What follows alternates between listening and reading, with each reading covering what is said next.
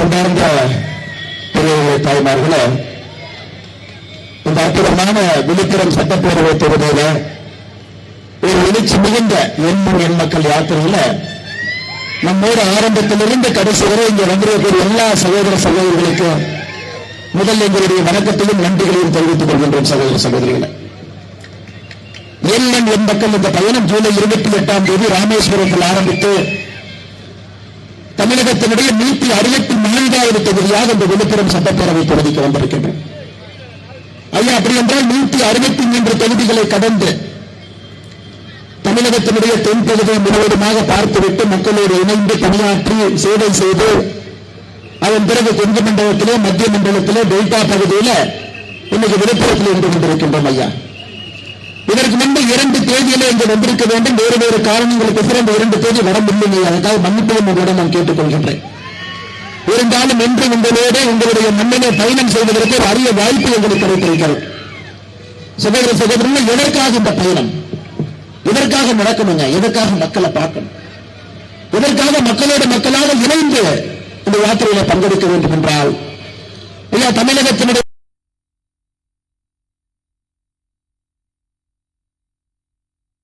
எந்த வேலையும் செய்யாமல் 2 ஊழல்வாதிகளை முதலமைச்சர் மு.க. ஸ்டாலின் அவர்கள் தன்னோடு வைத்துக் கொள்ள வேண்டும் என்கின்ற ஒரே காரணத்திற்காக 2 நபர்களுக்கு மக்களுடைய வரிப்பணத்தை 1ஆம் தேதி மாசம் சம்பளமாக நீங்கள் உழைத்து பணத்தை கொடுத்துக் கொண்டிருக்கின்றோம். ஐயா, எனக்கு 2 அமைச்சர்கள் இருந்து விழுப்புரத்தினுடைய நிலைமையை பாருங்க. தமிழ்நாட்டினுடைய மொத்த மாநில நீர் உற்பத்தி 100% மாநிலத்தில் உற்பத்தி ஆகுதுன்னா 4 மாவட்டங்கள் ஐயா, சென்னை, காஞ்சிபுரம், செங்கல்பட்டு, கோயம்புத்தூர், இந்த 4 மாவட்டங்கள் மட்டுமே 32 விழுக்காடு நீர் உற்பத்தி நடைபெறுகிறது. 4 மாவட்டம் 32%. விழுப்புரம் மாவட்டத்தினுடைய உள்மாநில உற்பத்தியை பார்த்தீங்கன்னா வெறும் 2.6% ஐயா. மனித வளர்ச்சி குறியீடு எந்த அளவுக்கு விழுப்புரத்திலே கல்வி, எந்த அளவுக்கு விழுப்புரத்திலே சுகாதாரம், எந்த அளவுக்கு விழுப்புரத்தில் அரசனுடைய சேவைகள் நன்றாக இருக்கிறது என்று மனித வளர்ச்சி குறியீடு எடுத்து பார்த்தீங்கன்னா தமிழகத்தில் இப்பொழுதுக்கு மோசமாக இருக்கக்கூடிய ஊர் அரியலூர் 0.282. அதற்கு மேலே 2வது மோசமாக இருக்கக்கூடிய ஊர் பெரம்பலூர் 0.447. 3வது மோசமாக இருக்கக்கூடிய ஊர் தேனி 0.539. இது 0 என்றால் ஒரு வளர்ச்சி நடக்கவில்லை என்ற அர்த்தம், 1 என்றால் முழுவதுமாக வளர்ச்சி நடந்திருக்கிறது என்ற அர்த்தம். 4வது மோசமான மாவட்டம் தமிழகத்தில் விழுப்புரம் 0.561. 70 ஆண்டு காலம் ஆட்சி. 1967 ஆட்சி. திமுக 5 முறை முதலமைச்சராக இருந்து 6வது முறை முதலமைச்சராக இருக்கின்றார்கள். ஆனால் விழுப்புரத்தினுடைய மனித வளர்ச்சி குறியீடு தமிழகத்தினுடைய கடைசியிலிருந்து 4வது மாவட்டமா இருக்குது ஐயா. இதைத்தான் ஆரம்பத்தில் நான் பேச ஆரம்பித்தபோது உங்களிடம் சொன்னேன். தமிழகத்தினுடைய அரசியலை முழுவதுமாக மாற்ற வேண்டிய கட்டாயம் நமக்கு இருக்கிறது. வெளியே சரியில்லைங்க, யாருக்கு எந்த வேலையும் நடக்கல. மனித வளர்ச்சி குறியீடை பாருங்க, உயர் நாட்டை பற்றி பாருங்க, லஞ்சலை பாருங்க, ஊழலை பாருங்க, அரசு பள்ளிகளுடைய தன்மையை பாருங்க, அரசு பேருந்தினுடைய தரத்தை பாருங்கள்.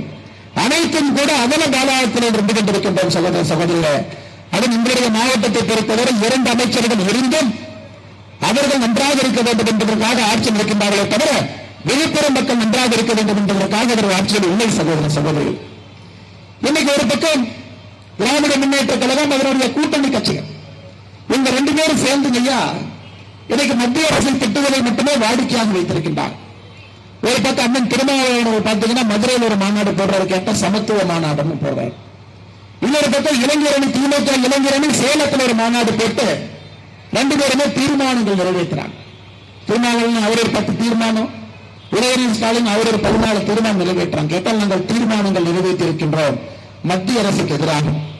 ஐயா, இந்த தீர்மானங்கள் எவ்வளவு முட்டாள்தனமா இருக்குதுன்னு உங்களுக்கு ஒன்று சொல்றாங்க ஐயா. எவ்வளவு முட்டாள்தனமாக இந்த கட்சிகள் நம்மிடம் இன்னும் போலி அரசியலை வைத்து ஓட்டு பிச்சல் எடுத்துக் கொண்டிருக்கிறார்கள் என்பதற்கு சில தீர்மானத்தை பார்த்தாவே தெரியுங்க ஐயா. நேற்று திருமாவளவன் அவருடைய கட்சி விசிகே கட்சியினுடைய மதுரை தீர்மானத்தில் தீர்மானம் வெட்டு போட்டிருக்கிறாங்க. ஒரே நாடு ஒரே தேர்தல் என்பது எப்பொழுதும் கொண்டு வரக்கூடாது, இதை கைவிட வேண்டும் என்று திருமாவளவன் போட்டிருக்கார். மேடையில முதலமைச்சர் மு.க. ஸ்டாலின் அவர் உட்கார வச்சு தீர்மானம் போட்டிருக்கார். ஆனா மு.க. ஸ்டாலின் அவருடைய அப்பா கருணாநிதி அவர்கள் தான் ஒரே நாடு ஒரே தேர்தல் வேண்டும் என்று இந்தியாவிலே முதலாக சொன்ன தலைவர் யாருன்னா கலைஞர் கருணாநிதி அவர்கள். தன்னுடைய நெஞ்சுக்கு நீதி புத்தகத்தில் 2ஆம் பாகத்தில் 273ஆம் பக்கத்தில் எழுதியிருப்பாங்க. ஆண்டுதோறும் மக்கள் மாறி மாறி ஓட்டு போட்டு கட்சி மாறி மாறி ஆட்சி அமைத்தா எப்படி மக்களுக்கு வளர்ச்சியை கொடுக்க முடியும்? தேர்தல் என்பது ஒரே நேரத்தில் நடக்க வேண்டும். அதை உருவாக்க, இந்த சங்கடங்களை தவிர்க்க ஒரே நாடு ஒரே தேர்தல் வேண்டும் என்று நான் கருதுகின்றேன் என்று கலைஞர் கருணாநிதி அவர்கள் ஒரே நாடு ஒரே தேர்தல் வேண்டும் என்று சொல்லுகின்றார். இன்னைக்கு பாரதிய ஜனதா கட்சி அதுவே சொல்லுது, ஒரே நாடு ஒரே தேர்தல் வேண்டும் என்று. அதற்காக மத்திய அரசு ஒரு கமிஷன் அமைச்சிருக்கிறாங்க. அவர்களுடைய அந்த ரிப்போர்ட் எந்த நேரத்திலும் கூட வருவதற்கான வாய்ப்பு இருக்கு. இன்னைக்கு முதலமைச்சர் மு க ஸ்டாலின் அவர்கள் தன்னுடைய தந்தை எழுதிய புத்தகத்தையே படிக்காம அந்த மேடையில் திண்டிச்சட்டை பார்த்து படித்துக் கொண்டிருக்கின்றார்கள். இது உதாரணத்திற்கு எவ்வளவு மோசமாக ஒரு தீர்மானம் இருக்கிறது என்பதற்கு ஒரு உதாரணம். ஐயா, அடுத்து உச்சகட்ட காமெடினா தீர்மானம் 20 16வது நிதிக்குழுவின் நிதி பகிர்வை அதிகரிக்க வேண்டும். இன்னைக்குதான் அவங்க டயலாக். மத்திய அரசு நம்முடைய வரியை எல்லாம் பிடிங்கி தின்கின்றார்கள், தமிழகத்திற்கு வரவேண்டிய வரி பகிர்வு என்பது வராமல் இருக்கு. அப்படி இதை திமுக காரன் காலையிலிருந்து நைட்டு வரைக்கும் ஒரு பொய்யா சொல்லிட்டு இருக்கிறாங்க. ஐயா, இதை எங்களிடம் பேச வேண்டும் என்பதனுடைய ஆசை. காரணம், வெளிப்புற மக்களை பொறுத்தவரை அறிவார்ந்தவர்கள், ஒரு விஷயத்தில் எளிமையாக புரிந்து கொள்பவர்கள். யாரு பொய் சொல்றாங்க, யாரு உண்மை சொல்லுகின்றார்கள் என்பது முழுவதுமாக உங்களுக்கு தெரியும். ஐயா, காங்கிரஸ் கட்சி 2004 2014 வரை ஆட்சியில் இருந்த பொழுது, 2004 காங்கிரஸ் ஆட்சிக்கு வந்த பொழுது நிதி பகிர்வு என்பது 30.5% இருந்துச்சு. அதாவது 100 ரூபாய் மத்திய அரசுக்கு நீங்க மறைமுக வரியா கொடுக்கிறீங்கன்னா 30.5% தான் மாநிலத்துக்கு வரக்கூடிய நிதி பகிர்வு. 10 ஆண்டுகள் ஆட்சியில் இருந்த காங்கிரஸ் ஆட்சி முடித்து 2014 வெளியே வரும் பொழுது 30.5% இருந்ததை 32% மாத்தினாங்க. வெறும் 1.5% நிதி பகிர்வை 10 ஆண்டுகளிலே காங்கிரஸ் உயர்த்திட்டு போனாங்க. 30.5 இருந்தது 32 விழுக்காடாக மாறியது.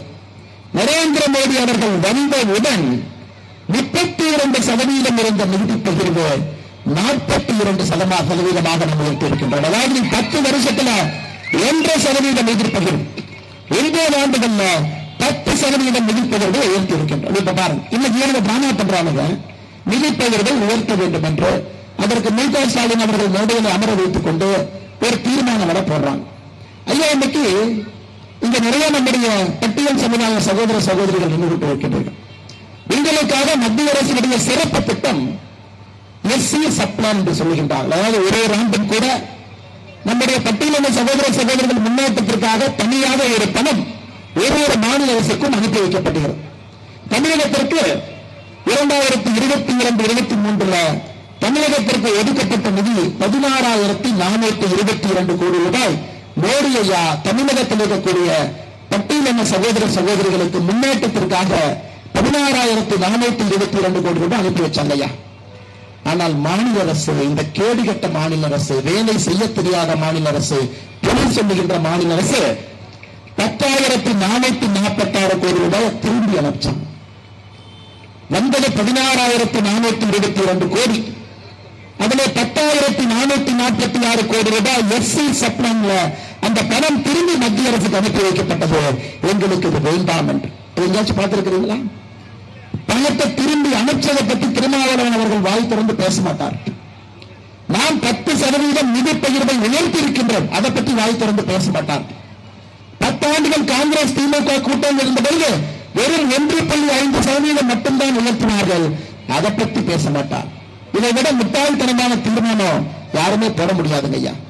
அடுத்த ஒரு தீர்மானம் போட்டிருக்காரு, மத்திய அமைச்சரவையில் பட்டியல் சகோதர சகோதரிகளுக்கு பிரதிநிதித்துவம் கம்மியா இருக்குது அப்படி. ஐயா, எங்க கிராமத்தில் ஒரு பழமொழி சொல்லுவாங்க ஐயா, கூரை ஏறி கோழி பிடிக்காதவன் வைகுண்டத்துக்கு போகணும்னு ஆசைப்பட்டானா. கூரை மேல இருக்கிற கோழியை பிடிக்க தெரியாத நான் வைகுண்டத்துக்கு நேரா போடணும். ஐயா, மத்திய அரசிலே பட்டியல் சமுதாய மக்களுக்கு பிரதிநிதித்துவம் இல்லை என்று திருமாவளவன் அவர்கள் நேற்று தீர்மானம் போட்டிருக்காங்க. இதை கேளுங்க, இதை விட காமெடி இந்தியாவிலே இருக்காதுங்க ஐயா. ஐயா, நம்மிடம் 76 அமைச்சர்கள் இருக்கின்றார்கள். பிரதம மந்திரி நரேந்திர மோடி அவர்கள் உட்பட 76 அமைச்சர்கள். நரேந்திர மோடி இல்லாம 75 அமைச்சர்கள், 76 அமைச்சர்கள் மத்திய அரசு மந்திரி சபையில் இருக்காங்க. பட்டியலின சகோதர சகோதரிகள் அதுல 76ல 12 பேர், 16%. 16% அமைச்சர்கள் பட்டியலின சகோதர சகோதரிகள் நம்முடைய மந்திரி சபையில். தமிழ்நாடு மந்திரி சபையில 35 அமைச்சர்கள் இருக்கிறாங்க. பட்டியலின சகோதர சகோதரிகள் 3 பேர். தீர்மானம் யார் எதிர்த்து போட்டிருக்கணும்? மேடையில் இருக்கிற ஸ்டாலினை எதிர்த்து. தமிழகத்தினுடைய அமைச்சரவையில் பிரதிநிதித்துவம் இல்லை. ஒரு 35 பேர்த்துல 3 பேர். நம்ம 76 பேர்த்துல 12 பேர், 16%. 35 3 என்பது 10%. ஆனால் குற்றம் அங்கேயாமா. எதற்கு நீ உதாரணமா சொல்றாங்க ஐயா? இவங்கெல்லாம் பகல்லையே கண்ணு தெரியாது. திருமாவளவனுக்கு பகல்லையே கண்ணு தெரியாது. கண் முன்னால் பச்சை பையை சொல்லி ஒரு கட்சி நடத்துறாங்க. பச்சை பையை சொல்லி ஒரு சமத்துவ மாநாடு. ஐயா, அவர் தீர்மானம் எதை எதிர்த்து போட்டிருக்க வேண்டும்? வேங்கைவல்ல மக்கள் குடிக்கக்கூடிய தண்ணீர் தொட்டியில மனிதனுடைய மனம் பலம் கலந்து 14 மாதங்கள் ஆகியிருக்கிறது. அதை கண்டித்து தீர்மானம் போட்டிருக்கிறார். சென்னையில் ஆளுங்கட்சி எம்எல்ஏ கருணாநிதி அவருடைய மகன் வீட்டுல உளுந்தூர்பேட்டை முடிச்சுட்டு வைங்கய்யா. உளுந்தூர்பேட்டை சகோதரி அவரை சூடு வைத்து சித்திரவதை பண்ணி இருக்கின்றார்கள். அதை எதிர்த்து தீர்மானம் போட்டிருக்கணும். இந்தியாவிலே பட்டியலின சகோதர சகோதரிகளுக்கு எதிராக அதிகமான குற்றச்சம்பவம் நடக்கிறது தமிழ்நாடு. அதை எதிர்த்து தீர்மானம் போட்டிருக்கணும் ஐயா. இந்தியாவிலே இரட்டை டம்ளர் வழக்கு முறை இன்னும் இருப்பது நம்முடைய உரிமை. அதை எதிர்த்து தீர்மானம் போட்டிருக்கிறோம். இன்னுமே மாசத்துக்கு இருக்கா கோயிலுக்குள்ள விடமாற்றாங்க. அதை எதிர்த்து தீர்மானம் போட்டிருக்கோம். ஆனால் இவர்களுடைய கண்ணு குருடு. மோடி அவர்களை எதிர்க்க வேண்டும் என்கின்ற ஒற்றை கொள்கையில வாய்க்கு வந்தது எல்லாம் பேசிக் கொண்டிருக்கின்றார்கள். திருமாவளவனும் அந்த கட்சியை சார்ந்தவர். மொத்தமா சொல்லணும்னா வேஸ்ட்ங்கய்யா, வேஸ்ட். அதனால இன்னைக்கு உண்மையின் பக்கம், நியாயத்தின் பக்கம், தர்மத்தின் பக்கம் பாரத பிரதமர் நரேந்திர மோடி அவருடைய பக்கம் தமிழ்நாட்டு மக்கள் வர ஆரம்பிச்சிட்டாங்க ஐயா. மாற்றம் வேண்டும் என்பதை உறுதியாக நம்புகின்றார். நிச்சயமாக தமிழகத்திலே நம்முடைய சமகாலத்தில் இந்த மாற்றம் நடக்க வேண்டும் என்று நம்புகின்றார். அடுத்து இளைஞரணி திமுக தீர்மானம் போடுறாங்க சேலத்தில். அந்த தீர்மான நகல் எடுத்துட்டு வாங்க. திமுக தீர்மானம் போட்ட நகல் எடுத்துட்டு வாங்க. இளைஞரணி சேலத்தில் பத்திரிகை நண்பர் பாருங்க, ஃப்ரண்ட்ல நம்ம நண்பர்கள் இருக்கிறாங்க. ஒரு நண்பர் கேட்டாங்க, இந்த இளைஞரணி மாநாட்டை பத்தி சொல்லிட்டு போனேன். நான் சொன்னேன், வாய் சொன்ன தப்பா போயிடும், வேண்டான்னு. ஆல்ரெடி அளவெல்லாம் போராட்டம் பண்ணிட்டு இருக்கிறான். அவரது மீசக்காரர் வர கிளம்பி விட்டுருவார், அமைதியா இருக்கிறேன். பத்திரிகை நண்பர் சொன்னார், அதெல்லாம் எல்லாம் நீங்க பேசிட்டு தான் போகணும். சரி ரைட், கேட்டாங்க. நம்ம வயசு சும்மா இருக்காது, பேசுவோம் அப்படின்னு திமுகவினுடைய இளைஞரணி மாநாட்டை ஒரே வார்த்தையில சொல்ல வேண்டும் என்றால், அக்கா கொடியேற்ற, அண்ணன் மகிழ, அண்ணன் மகன் மேடையிலே நிற்க, அண்ணனுடைய பேரன் முதல் இருக்கையிலே அமர, அண்ணனுடைய மனைவி அதை பூரித்து ரசித்து பார்க்க, ஆட்டு பிரியாணியோடு அந்த மாநாடு இனிமையாக நடந்ததுதாக சொல்லணும். வேற இந்த மாநாட்டை பற்றி நான் என்னையா சொல்லுவேன்? சகோதர சகோதரர், எதற்காக நான் திமுகவின் மீது வெறியோடு இருக்கின்றேன், அவர்கள் அரசியலில் இருக்கக்கூடாது என்று நினைக்கின்றேன் அந்த கட்சி என்றால், இந்தியாவில் இருக்கக்கூடிய அரசியல் கட்சிகள் ஒரு தொண்டர்களுக்கு துரோகம் செய்யக்கூடிய அரசியல் கட்சினா அது திராவிட முன்னேற்ற கழகம் ஐயா. ஐயா, அரசியல் கட்சியினுடைய தன்மை என்னவென்றால், ஒரு தொண்டன் தலைவனாகதான் ஜனநாயகத்தினுடைய தன்மை. ஒரு தொண்டன் அந்த கட்சிக்கு ஒரு நாள் தலைவனாகும். அந்த தொண்டன் அந்த கட்சியில எம்எல்ஏ எம்பியா இருக்கணும். அந்த தொண்டன் படிப்படியாக வளர்ந்து தன்னுடைய அனுபவத்தை கட்சியினுடைய வளர்ச்சிக்கு பயன்படுத்த வேண்டும். இதுதான் ஜனநாயகத்தினுடைய அடிப்படை தர்மம். ஆனா திமுக பாத்தீங்கன்னா, சென்னை எடுத்துக்கலாங்க ஐயா, நம்முடைய மாநகரத்தை 3 எம்பிக்கள் இருக்கின்றார். தென் சென்னையினுடைய எம்பி தமிழச்சி தங்கபாண்டியன், அவருடைய தம்பி நிதியமைச்சர் தங்கம் தென்னரசு, அவருடைய அப்பா தங்கபாண்டியன் முன்னாள் அமைச்சர். அப்படியே மத்திய சென்னைக்கு வந்தீங்கன்னா தயாநிதி மாறன், அவரை பத்தி பேசவே வேண்டாம், அந்த குடும்பத்தை பத்தி உங்களுக்கு தெரியும். அப்படியே வட சென்னைக்கு வந்தீங்கன்னா கலாநிதி வீராசாமி, ஆற்காடு வீராசாமி அவருடைய பையன். அப்படியே கள்ளக்குறிச்சி பக்கம், வெள்ளூர் பக்கம் போனீங்கன்னா ஒரு பக்கம் பொன்முடி அண்ணனுடைய பையன் ஒரு பக்கம் எம்பி, இன்னொரு பக்கம் துரைமுருகனுடைய எம்பி ஒரு பக்கம் எம்பி. ஐயா, தமிழகத்திலே படிமுறையாக ஒரு தொகுதியா பார்த்துட்டு வர்றாங்க ஐயா. ஒரு டீ கடையில போய் டீ சாப்பிட்டா டீ கடைக்காரனை கரெக்டா சொல்லுவார், அண்ணன் நீங்க சும்மா வெயில கால் கடக்க நடக்கிறீங்க, அண்ணன் பெரம்பலூர்ல KM நேரு பையனை இறக்கியாச்சு, வேலை செஞ்சுட்டு இருக்கிறான், அடுத்த தலைமுறை வந்தாச்சு, நீங்க உள்ளூரா போய் இளைஞர்களை ஒன்றால் வாருங்கள், அரசியல் மாற்றத்தை பண்ணுவோம், நீங்க புலப்படுத்தி போயிட்டு இருக்கிறீங்க. நான் பெரம்பலூர்ல அடுத்த தலைமுறை ரெடி பண்ணிட்டாங்க, KM நேரு அவர்களுடைய பையனா. அது மாதிரி தமிழகத்தில் ஒரு தொகுதி பாருங்க ஐயா, அப்பா அம்மா எல்லாம் MLA-வா இருப்பான். அப்படியே தூத்துக்குடி பக்கம் போயிட்டீங்கன்னா கீதா ஜீவன் அக்கா அமைச்சரா இருப்பாங்க, அவங்களுடைய தம்பி தூத்துக்குடியினுடைய மேயரா இருப்பாங்க. தமிழ்நாட்டில் எல்லா பக்கம் பார்த்துருவாங்க ஐயா. இந்தியாவிலே எங்கேயும் நடக்காத அநியாயம் இங்கு நடக்குது. ஸ்ரீபெரும்புதூர்ல TR பால் அவர்கள் எம்பியா இருந்தா, அவர் பையன் TRB ராஜா தொழில்துறை அமைச்சரா இருப்பார். அப்ப திராவிட முன்னேற்ற கழகம் தன்னுடைய தொண்டர்களுக்கு அநியாயம் பண்ணக்கூடிய கட்சி என்று சொன்னால் நீங்கள் ஒத்துக்கொள்ளத்தானே செய்வீர்கள். இப்படிப்பட்ட மோசமான கட்சி, மோசமான ஆட்சி இந்தியாவினுடைய ஜனநாயக வரலாற்றை நாம் பார்த்தது கிடையாது சகோதர சகோதரி. எனக்கு விழுப்புரத்தில் இருக்கும், நான் புதுசா வந்திருக்கேன். நான் ஒரு ஆட்டோ டிரைவர் அண்ணனை பார்த்து என்ன கேட்பேன், ஒரு நல்ல டீ சாப்பிடணும், எந்த கடை விழுப்புரத்தில் நல்லா இருக்கும்னு கேட்பேன். அப்படிதானே கேட்பேன். டீ சாப்பிடணும் கேட்க மாட்டேன், டீ சாப்பிடணும் எந்த கடை நல்லா இருக்கும். ஆட்டோ அண்ணன் சொல்லுவார், அண்ணன் இந்த டீ கடை நல்லா இருக்குன்னு நல்லா போடுவாங்க.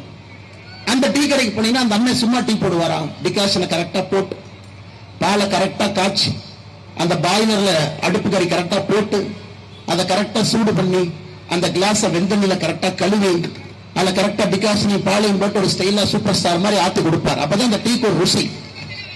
அண்ணே ஒரு டீ குடிச்சா கூட அந்த டீ போடுறவட்ட தன்மையும் தகுதியும் பார்க்கிறோம். கரெக்டுங்களா? விழுப்புரத்துல யாரு டீ நல்லா இருக்கும், எங்க நல்லா இருக்குன்னு கால் கடுக்க நடந்து வந்து ஒரு டீ சாப்பிடுறோம். ஒரு டீ போடுற சகோதரட்ட தன்மையும் தகுதியும் பார்க்கிற நீங்க, உங்களை ஆள்றவங்கிட்ட ஏங்கையா தன்மையும் தகுதியும் நீங்க பார்க்காம இருக்கீங்க. தற்கொலைகளுக்கு எதற்காக நாம வாக்களிக்க வேண்டும்? ஒரு டீ கடைக்காரன் இவ்வளவு தகுதியை நாம் எதிர்பார்க்கிறோம். டிகாஷன் கரெக்டா போடணும், சூடா போடணும், ஆத்தி போடணும், நுரை இருக்கணும், சூடா இருக்கணும், இவ்வளவு பார்த்துதாங்க ஐயா டீக்கு 12 ரூபா கொடுக்கிறோம். ஆனா உதயநிதி ஸ்டாலின் அவர்களுக்கும் MK ஸ்டாலின் அவர்களுக்கும் தகுதி இருக்குன்னு நீங்க நினைக்கிறீங்களா ஐயா? இன்னைக்கு எப்படி பாருங்க ஐயா, இதை நான் சொல்றேங்க ஐயா. ஐயா தகுதி இல்லாதவர்களை ஆட்சியில் அமர்த்தினா என்ன நடக்குங்க ஐயா? தகுதியில் இல்லாதவர்களை ஆட்சியில் அமர்த்தினால் அவங்க பக்கத்தில் இருக்கிறவன் தகுதி இல்லாமல் இருந்தா தான் அவர்கள் ஹீரோ மாதிரி தெரிவாங்க. அதாவது தகுதி இல்லாதவனை போய் ஆட்சியில் உட்கார வச்சா பக்கத்தில் அறிவாளி உட்கார வைக்க மாட்டாங்க. அவர்களை விட முட்டாள உட்கார வச்சா தான் அவர்கள் அறிவாளியா இருப்பாங்க. கரெக்டுங்களா? அதற்கு உதாரணம் நம்ம மேயர் எல்லாம் போட்டிருக்காங்க. மேயரை பார்த்தாவே உதாரணம் தெரியும். அந்த MLA தற்கொலை, அமைச்சரே தற்கொலை, அவங்களுக்கே 12க்கு 12 கூட்டினா கூட என்னன்னு தெரியாது. அவங்களோட தற்கொலையா இருக்கிற மேயரை கொண்டு வந்து உட்கார வச்சு அப்பதான் மேயர் முன்னாடி இவர்கள் அறிவாளியா தெரிவாங்களாம் ஐயா. இதைத்தான் பாரத பிரதமர் நரேந்திர மோடி அவர்கள் எதிர்க்கின்றார்கள். குடும்ப ஆட்சி ஜனநாயகத்தை கரையான் போல் அடித்து தின்று விடுங்க ஐயா. கரையா அடிக்கிற மாதிரி குடும்பாட்சி அடிச்சு. நீங்க கோபாலபுரத்தில் மட்டும் குடும்பாட்சி நினைக்காதீங்க ஐயா. கோபாலபுரத்தில் ஆரம்பித்த குடும்பாட்சி விழுப்புரத்துக்கு வந்து, விழுப்புரத்தினுடைய நகராட்சிக்கு வந்து, பக்கத்தில் இருக்கிற பேரூராட்சிக்கு போய், அங்கிருக்கக்கூடிய பஞ்சாயத்துக்கு போய் நம்முடைய அரசியல் தன்மையை மொத்தமாக அழைத்து தின்றுச்சு ஐயா, அழைத்து தின்றுச்சு.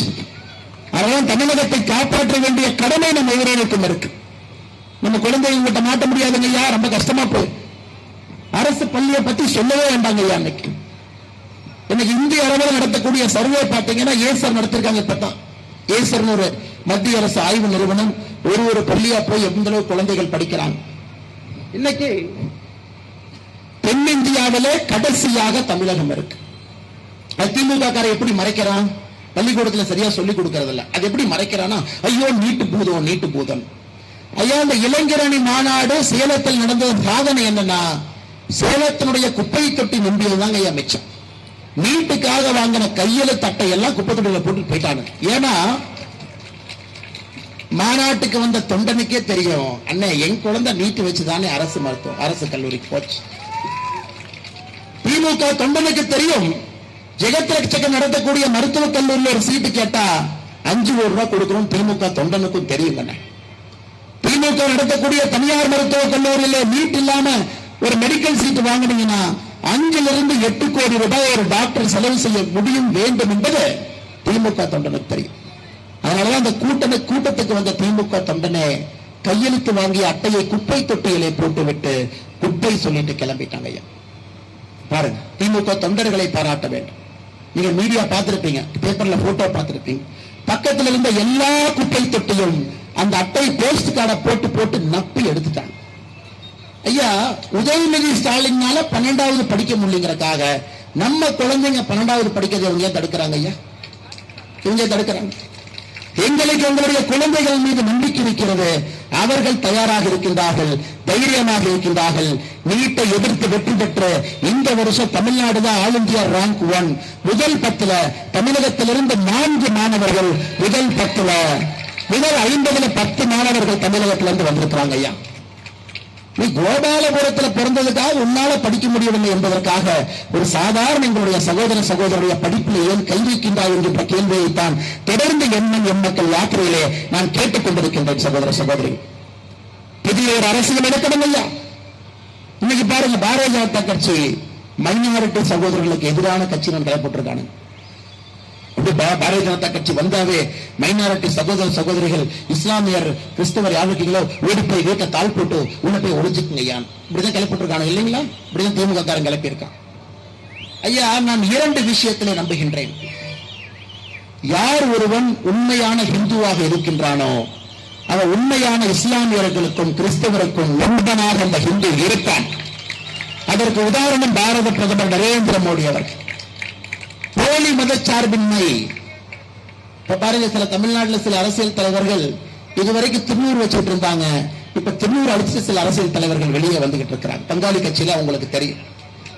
அந்த போலி மத சார்பின்மை இருக்கிறவங்க அந்த மதத்துக்கும் உண்மையா இருக்க மாட்டாங்க, மைனாரிட்டி சகோதர சகோதரிகளுக்கு உண்மையாக இருக்க மாட்டார்கள். ஐயா, நாங்கள் சாமி விவேகானந்தாவுடைய இந்துத்துவாவை பின்பற்றக்கூடிய சகோதர சகோதரர்கள் என்று கொண்டிருக்கின்றோம். இந்த நாட்டிலே ஒவ்வொரு இஸ்லாமியரும் கிறிஸ்தவரும் நம்முடைய அன்பு சகோதர சகோதரி என்று நினைக்கக்கூடிய உள்ளம் எங்களுக்கு இருக்கிறது. இவர்களை போல ஓட்டுக்காக அவர்களை அடிமையாக வைத்திருப்பது பாரதிய ஜனதா கட்சி எப்பொழுதுமே செய்யாதுங்க ஐயா. இன்னைக்கு பாரத பிரதமர் நரேந்திர மோடி அவர்களுக்கு 18 விருதுகள், உயரிய விருதுகள் வேறு வேறு நாடு வேறு வேறு அமைப்பு கொடுத்திருக்கிறாங்க.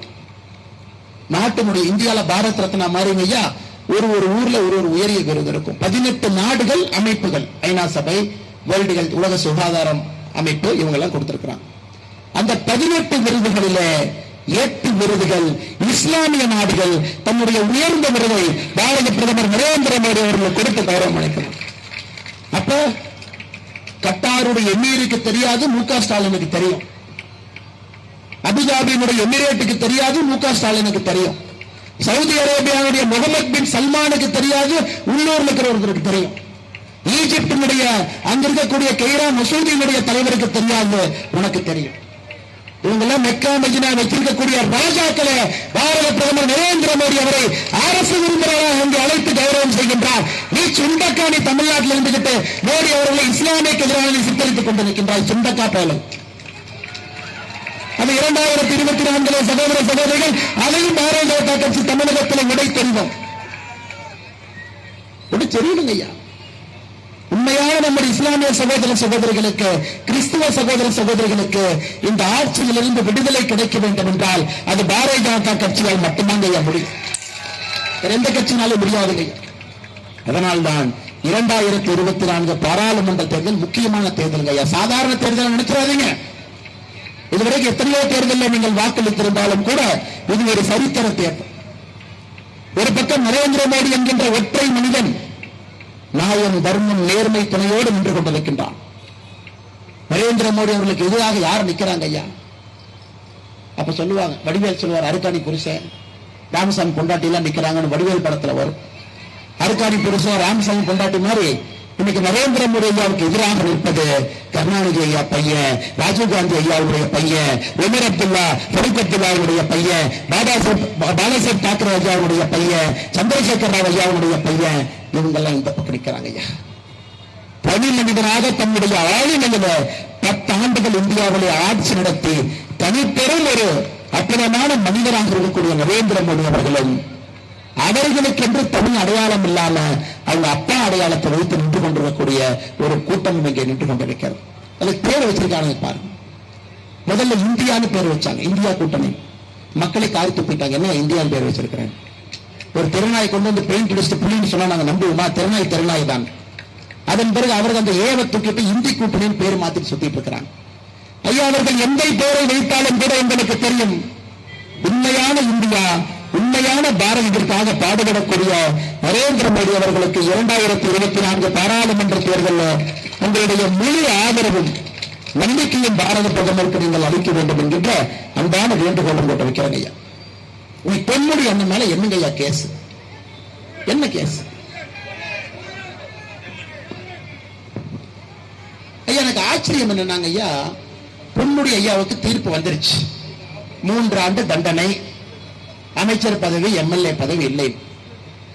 கம்யூனிஸ்ட் கட்சியிட்ட போய் கருத்து கேட்கிறாங்க, அண்ணா இந்த தீர்ப்பை பத்தி நீங்க என்ன நினைக்கிறீங்க? கம்யூனிஸ்ட் கட்சி என்ன சொல்லும்? நாங்கள் ஏழை பங்காளன், ஏழைகளுக்காக இருக்கக்கூடிய கட்சி. கம்யூனிஸ்ட் கட்சி சொல்லுது, தீர்ப்பு கொஞ்சம் கோளாறா இருக்குது, நீதிபதி சரியில்லைன்னு நினைக்கிறேன். இது கம்யூனிஸ்ட் கட்சி. தமிழ்நாட்டுடைய நிலைமையை பாருங்க. அண்ணன் திருமாவளவனோட சமூக நீதி பேசுறாரு, அவர்கிட்ட போய் கேட்டா தீர்ப்பை பத்தி நீதிபதி சரியில்லை, தீர்ப்பு தப்பு, நாட்டாம தீர்ப்பை மாத்தி சொல்லும் திருமாவளவன் அவர். ஐயா என்னங்க ஐயா கேஸ்? பொன்முடி அவர்கள் வருமானத்துக்கு அதிகமாக சொத்து சேர்த்திருக்கிறாங்க, 66% அதிகமான வருமானம், அதற்கான தீர்ப்பு ஒரு கேஸுங்க ஐயா. அது இல்லாம இன்னும் 2 கேஸ் இருக்குதுங்க ஐயா அவர் மேல. குறிப்பாக அவருடைய இல்லத்துல அமலாக்கத்துறை ரைடு நடத்திய பொழுது ஐயா எல்லாரும் லஞ்சம் வாங்குறவங்க கேட்டதும் தெரியும். லஞ்சம் வாங்குறவங்க டிவியில பார்ப்போம், பைக்குள்ள, வீட்டு கவருக்குள்ள, மெத்தைக்குள்ள எல்லாம் பணம் இருக்கும், பார்த்திருக்கோம், கட்டுக்கட்டா நோட்டு. ஆனா எங்கேயாச்சும் லஞ்சம் வாங்கின பணம் பிக்ஸட் டெபாசிட்டா பார்த்திருக்கீங்களா ஐயா? இந்தியால யாராச்சும் பார்த்திருக்கீங்களா? அண்ணன் பொன்முடி அவர்கள் வீட்டுல 41 கோடி ரூபாய் பிக்ஸட் டெபாசிட்டாக லஞ்ச பணத்தை பிக்ஸட் டெபாசிட்டா போட்டு வச்சிருக்காரு. அமலாக்கத்துறை மொத்த பிக்ஸட் டெபாசிட்டையும் கேப்சர் பண்ணிட்டு 41 கோடி 91 லட்சம். கேட்டா நான் டீச்சரு, கேட்டா நான் விவசாயி, கேட்டா விவசாய வருமானத்தை சேர்த்தா முட்டுட்டாங்கன்னு கோர்ட்ல பேசுறாரு. துபாயில ஒரு நிறுவனத்தை, இந்தோனேஷியால ஒரு நிறுவனம் வாங்குறாங்க ஐயா, PTXL மெனிண்டோ அப்படிங்கிற நிறுவனத்தை வாங்குறாரு. அபுதாபியில யூனிவர்சல் பிசினஸ் வெஞ்சர் FZT அப்படிங்கிற நிறுவனத்தை வாங்குறாருங்க ஐயா. எவ்வளவு அற்புதம்னா 2019 அந்த நிறுவனத்தை 41 லட்சத்துக்கு வாங்குறார். 41 லட்சத்துக்கு ஒரு நிறுவனம் வாங்குறார். 2022 119 கோடிக்கு விற்கிறார். எவ்வளவு ஐயா? இது பேப்பர்ல எல்லாம் போட மாட்டாங்க. நான் உங்களுக்கு வந்து சொன்னாதான் நிறுவனத்தினுடைய பேரு, அது எந்த ஊரு, அது எப்ப வாங்கினாரு, எத்தனை ரூபாய்க்கு வித்தார். நீங்க சொல்லுங்க ஐயா, 41 லட்சம் ரூபாய்க்கு ஒரு நிறுவனத்தை வாங்கி 3 ஆண்டுகள்ல 119 கோடி ரூபாய்க்கு வித்தது எங்கேயாச்சும் இந்தியால உலகத்துல பார்த்திருக்கீங்களா? அப்ப அந்த நிறுவனமே கருப்பு பணத்தை பதுக்குவதற்காக ஒரு நிறுவனம்.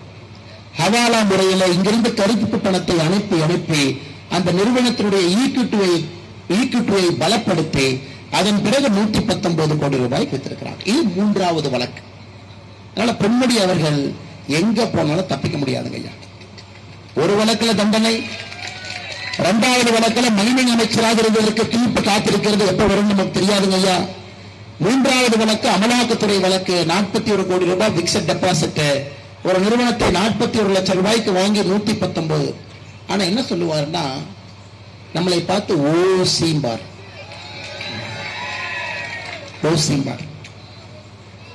இப்ப ஆண்டவன் சொல்லிட்டான், தம்பி ஜெயில நீ ஓசி சாப்பாடு சாப்பிட வேண்டிய ஒரு நிலைமை. மக்களை பார்த்து ஓசி என்று சொன்னால் தர்மம் தலை காக்கும். அண்ணன் பொன்முடி அவர்களுக்கு இந்த நிலைமைங்க ஐயா. ஐயா எதற்காக நான் திரும்ப அழுத்தம் திருத்தமாக நான் சொல்லிக் கொண்டிருக்கின்றேன். நாங்க ஐயா இனிஷியலை வைத்து வாழ்ந்து கொண்டிருக்கின்றார்கள் ஐயா. இனிஷியலை வச்சு, அப்பா இனிஷியலை வச்சு குடும்பத்தை ஓட்டிட்டு இருக்கிறாங்க. ஆனால் தனித்தன்மையாக இருக்கக்கூடிய நாம் அனைவரும் ஒன்றாக இணைந்திருக்கின்றோம். இந்த யாத்திரையை பொறுத்தவரை ஏதோ பிஜேபி யாத்திரை, அண்ணாமலை யாத்திரை இல்லைங்க, இது உங்க யாத்திரை. எத்தனை பேரு டிஎன்பிஎஸ்சி எக்ஸாம் எழுதுறீங்க? கை தூக்குங்க. அண்ணா திராவிட முன்னேற்ற கழகம் ஆட்சிக்கு வந்த பிறகு ஸ்ட்ரீட் லைட் ஆஃப் பண்ணி வச்சிருக்கிறாங்களா? விடுங்க. இதே திமுக காரனுக்கு தான் சந்தோஷம். அண்ணாமலை வந்தாருன்னா லைட் ஆஃப் பண்ணி, அண்ணாமலை வந்தாருன்னா லைட் ஆஃப் பண்ணி. இதுல இருந்து அற்ப மனுஷங்களுக்கு அற்ப சந்தோஷம். அவங்களே சொல்றாங்க, இருண்ட தமிழகத்தை பாரதிய ஜனதா கட்சி மீட்டெடுக்கும்னு அவனே நமக்கு சொல்றாங்க. இருண்ட தமிழகத்தை மீட்டெடுக்க வேண்டிய கட்டாயம் நமக்கு இருக்குங்க ஐயா. திமுக கார ஆட்சிக்கு வந்த பிறகு பரீட்சை நடத்தி இருக்கிறான். எத்தனை பரீட்சை நடத்தி இருக்கிறான், எத்தனை பேருக்கு அரசு வேலை கொடுத்திருக்கிறான்னு பாக்கலாங்க ஐயா. கம்பைன்ட் இன்ஜினியரிங் சர்வீஸ் 2022 ஐயா டிஎன்பிஎஸ்சி நடத்தப்பட்ட பரீட்சை ஜூலை மாசம் 2022 39,000 பேர் எழுதுறாங்க. இதுவரை போஸ்டிங் போடல. கம்பவுண்ட் இன்ஜினியரிங் சர்வீஸ் 2023 2024 ஜனவரியில் எக்ஸாம் எழுதுறாங்க, இன்னும் ரிசல்ட் வரல. குரூப் 2 எக்ஸாம் பிப்ரவரி 2023 இன்னும் 9 லட்சம் பேர் எழுதுறாங்க. 116 பேருக்கு போஸ்டிங், 116 9 லட்சம் பேர் எழுதி. அதுல குரூப் 2A 55,000 பேர் எழுதியிருக்காங்க, இன்னும் ரிசல்ட் வரல. குரூப் 1 2022 நவம்பர்ல 1,96,957 பேர் எழுதியிருக்காங்க, இன்னும் ரிசல்ட் வரல. குரூப் 4 ஜூலை 2022 22,45,000 பேர் எழுதியிருக்காங்க, 10,205 பேருக்கு போஸ்டிங். டூரிஸ்ட் ஆபீசர் ஜூன் 2023 எழுதியிருக்காங்க, ரிசல்ட் வரல. குரூப் 3 பரீட்சை எழுதியிருக்காங்க, இன்னும் போஸ்டிங் போடல. ஐயா மொத்தமா சொல்லணும்னா விழுப்புரம் போற பகுதி எல்லாம் அரசு வேலைக்காக இயங்கக்கூடிய பகுதி. அரசு வேலைக்காக நிறைய பேர் படிக்கிறாங்க, எழுதுறாங்க, கஷ்டப்படுறாங்க, சென்னைக்கு வர்றாங்க, கோச்சிங் இன்ஸ்டிடியூட்ல உட்கார்றாங்க. குரூப் 4 3 2 எல்லாம் எழுதுறாங்க. ஐயா தமிழகத்திலே திராவிட முன்னேற்ற கழகம் ஆட்சிக்கு வந்த பொழுது தேர்தல் வாக்குறுதியாக சொல்லியிருந்தார்கள், நாங்கள் ஆட்சிக்கு வந்தால் 5 ஆண்டுகள்ல 3,50,000 பேருக்கு அரசு வேலை கொடுப்போம். 5 வருஷத்துல 3,50,000 பேர். அப்ப வருஷத்துக்கு 70,000 பேருங்க ஐயா. இன்னைக்கு 2.5 வருஷம் முடிச்சு, பாதி ஆட்சி முடிஞ்சது. அந்த கணக்குப்படி 1,75,000 பேருக்கு இன்னைக்கு அரசு வேலை கொடுத்திருக்கணும். திமுக ஆட்சிக்கு வந்த பிறகு இத்தனை போட்டி பரீட்சை தேர்வுகளை டிஎன்பிசி எழுதினவங்க 31 லட்சம் பேர் எழுதியிருக்கீங்க. மொத்தமாக உங்களுக்கு கொடுக்கப்பட்ட வேலை 10,321. எவ்வளவு வேலை கொடுத்திருக்கணும் ஐயா? 1,75,000 வேலை உங்களுக்கு கொடுக்கப்பட்டிருக்க வேண்டும். 31 மாதங்கள் கழித்து 10,320. அப்ப நீ வேலையும் கொடுக்கல, சட்டம் ஒழுங்கும் சரியில்லை, நீ ஊழலும் பண்ற, நீ மக்களை பார்த்து ஓசின்னு சொல்ற. எதுக்கு ஐயா ஆட்சி வேணும்? நான் தெரியாம கேட்கிறேன். ஏதாச்சும் ஒரு காரணம் சொல்லுங்க ஐயா, திமுக ஆட்சி நமக்கு வேண்டும் என்பதற்கு ஒரு காரணம் சொல்லுங்க. இப்ப நீங்க சொல்லுங்க, கேடி பில்லா கில்லாடி ரங்கா என்கின்ற வார்த்தை நான் சொன்னால் அது சரிதானே என்பதை நீங்கள் நிச்சயமாக உணர்வீர்கள். இவர்கள் கொள்ளையடிப்பதற்காக, இவர்கள் குழந்தைகள் நன்றாக இருப்பதற்காக ஆட்சியாக இருக்கின்றார்களோ தவிர சாமானிய மக்களும் உங்களுடைய குழந்தைகள் நன்றாக இருக்க வேண்டும் என்பதற்காக ஆட்சியாளர் இல்லைங்கய்யா. ஆனால் அந்த யாத்திரைக்கு ஆரம்பத்திலிருந்து கடைசி வரை ஒரு தனிப்பெரும் எழுச்சியோடு வந்திருக்கக்கூடிய எல்லா சகோதர சகோதரிகளுக்கு, பெரியவர்களுக்கு, தாய்மார்களுக்கு நன்றி கலந்த வாழ்த்துக்களை வணக்கங்களை தெரிவித்து, இல்ல 40 நாளுங்க ஐயா, 40 நாள்ல வந்துடும் ஐயா. இந்த டைம் நீங்க கரெக்டா ஓட்டு போட்டுறணும். 40 நாளுங்க ஐயா. ஐயா நான் என்ன உத்தரவாதம் கொடுத்தேனோ அதை செய்து கொடுப்பது எங்களுடைய கடமைங்க ஐயா. லஞ்ச லாபம் இல்லாத நம்ம ஒரு பாராளுமன்ற உறுப்பினர் விழுப்புரத்தை வளர்ச்சி பாதையிலே கொண்டு செல்லக்கூடிய உறுப்பினரை கொடுக்க வேண்டியது எங்களுடைய கடமை. அண்ணா அங்கிருந்து கேட்கிறாரு, வேட்பாளர் பேரை சொல்லிட்டு போங்கன்னு கேட்கிறார்.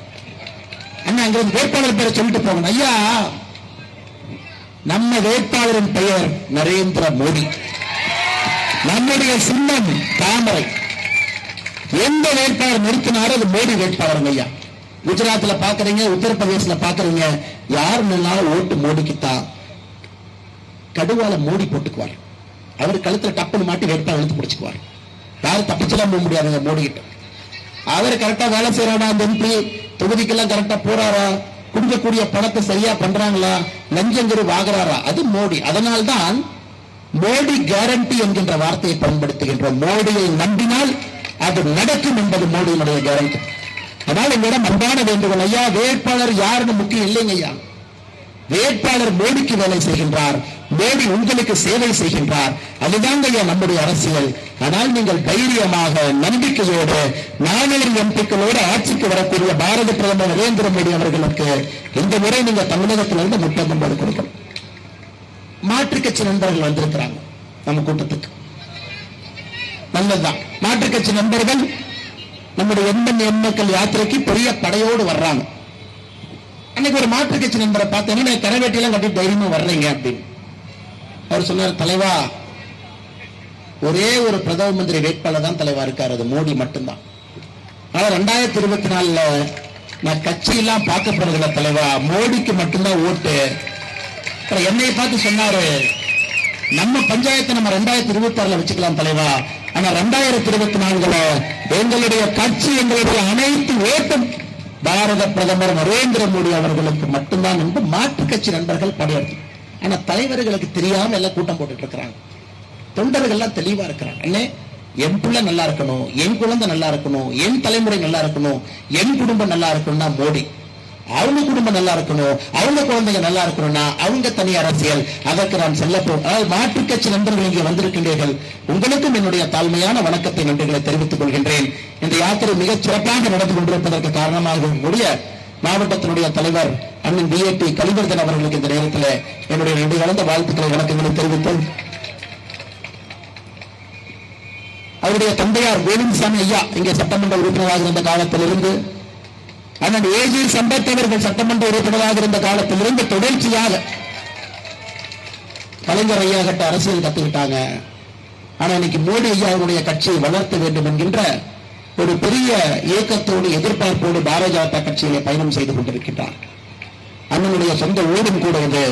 நம்முடைய கட்சி வளர்ச்சிக்கு அளப்பரிய உழைப்பை கொடுத்துக் கொண்டிருக்கக்கூடிய அண்ணன் AG சம்பத் அவர்களுக்கு, பாரதிய ஜனதா கட்சி மாநில துணைத் தலைவர் அவர்களுக்கு அந்த இழந்த வாழ்த்துக்களை வணக்கங்களை தெரிவித்துக் கொள்கின்றேன். அஸ்வத்தாவன் அவர்களுக்கு அறிமுகம் தேவையில்லை. இந்த பட்டாசு கொளுத்தி பார்த்தீங்கன்னா படப்படம் வெடிக்கிற மாதிரி வெடிச்சுக்கிட்டே இருக்காரு. எல்லா இடத்துலையும் பேசுறாரு, கட்சி கொள்கையை உறக்க சொல்றாரு, நல்ல ஒரு பாரதத்தை உருவாக்க வேண்டும் என்கின்ற முனைப்போடு பாடுபடக்கூடிய மாநிலத்தினுடைய செயலாளர், மண்ணினுடைய மைந்தன், அருமை சகோதரர் அஸ்வத்தாமன் அவர்களுக்கு நன்றி கலந்த வாழ்த்துக்களை வணக்கங்களை தெரிவித்துக் கொள்கின்றேன். முன்னாள் மாவட்ட தலைவர் அண்ணன் KR விநாயகம் அவர்கள் இருக்கின்றார்கள், அவருக்கு நன்றியை தெரிவித்துக் கொள்கின்றேன். விழுப்புரம் வடக்கு மாவட்ட தலைவர் அண்ணன் AD ராஜேந்திரன் நம்மோடு இருக்கின்றார்கள், அவருக்கு நான் நன்றிகளை தெரிவித்துக் கொள்கின்றேன். மிக கடுமையாக பாடுபட்ட இந்த நிகழ்ச்சி சிறப்பாக நடப்பதற்கு காரணமாக இருந்த மாவட்டத்தினுடைய பொதுச் செயலாளர் சதாசிவம் அவர்களுக்கு நான் நன்றிகளை தெரிவித்து, மாவட்டத்தினுடைய துணைத் தலைவர்கள் கோ வெங்கடேசன், ஜெய்சங்கர் அவர்களுக்கு வாழ்த்துக்களை தெரிவித்து, மாவட்ட செயலாளர் குபேரன் அவர்கள் நன்றிகளை தெரிவித்து, மாவட்ட செயலாளர் ராஜலட்சுமி, ரேகாபாய் அவர்களுக்கு நன்றிகளை வாழ்த்துக்களை தெரிவித்துக் கொள்கின்றேன்.